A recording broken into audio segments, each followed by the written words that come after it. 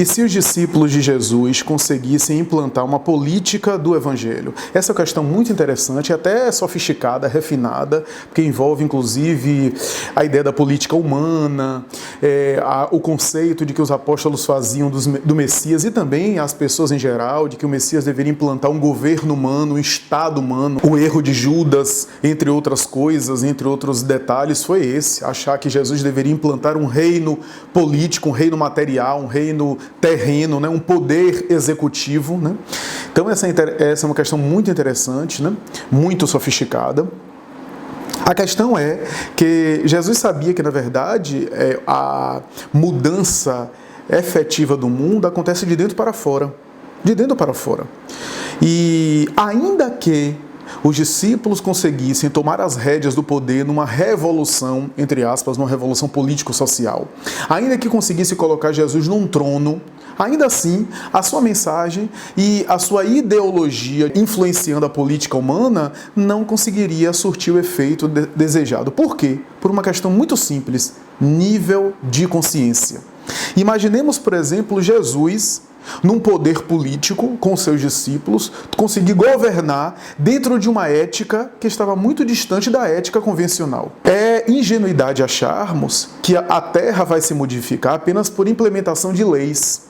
Inclusive isso está na moda no mundo, no Brasil e no mundo. A ideia não que as leis não sejam importantes, não que o poder judiciário não seja importante, não que o executivo, o legislativo não sejam importantes. É óbvio que a implementação política pode acelerar o progresso, pode modificar algumas coisas, mas lei nenhuma modifica as pessoas. Do contrário, o legislador estabeleceria uma lei, todo mundo cumpria e ficaria bom. Imaginem, por exemplo, se eu, sendo um legislador, assinar agora um decreto ou estabelecer uma lei de que todas as pessoas, a partir de hoje, vão viver em fraternidade. Ninguém vai alterar o tom de voz com ninguém, ninguém vai agora xingar ninguém, ninguém vai agora se irritar. Você acha mesmo que isso é possível? Na prática, isso vai acontecer? Não vai acontecer. Se eu implementar uma lei impossível de ser vivenciada para o nível de consciência coletivo, aquilo não vai surtir efeito nenhum.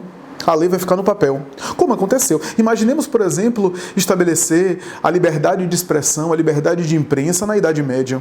Se alguém chegasse lá e promulgasse uma lei, ia ficar no papel, porque o nível de consciência coletivo não permitia isso.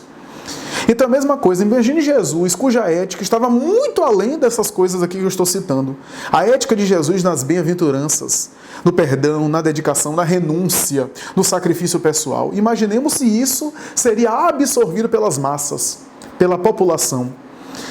É óbvio que esse governo do cristianismo primitivo, esse estado político do cristianismo primitivo, iria periclitar.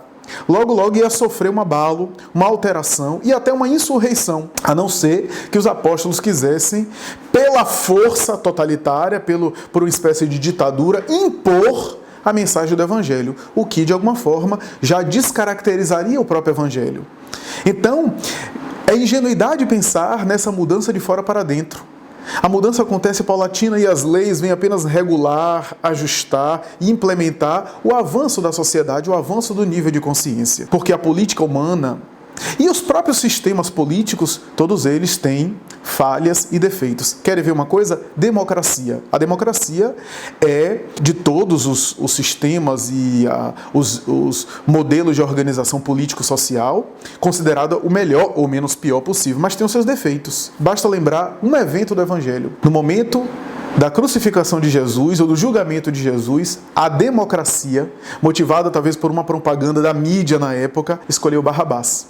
Foi a democracia, foi a maioria, para que Barrabás, um salteador, um bandido comum, fosse solto em detrimento do Messias. Então a democracia também tem seus defeitos, tem os seus problemas. Jesus sabia disso, das imperfeições da política humana. A sua mensagem estava acima disso.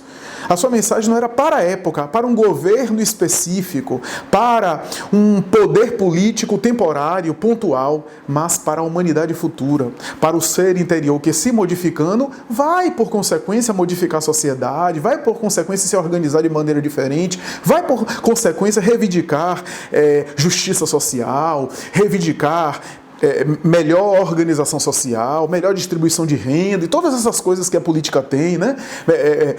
Melhor transparência, melhor ética, tudo isso que vai resvalar como consequência, vai suscitar como efeito a melhoria social, material, humana. Mas a mensagem de Jesus é para o ser interior, para a mudança de dentro para fora, porque essa mudança, além de legítima, é permanente e inderrogável.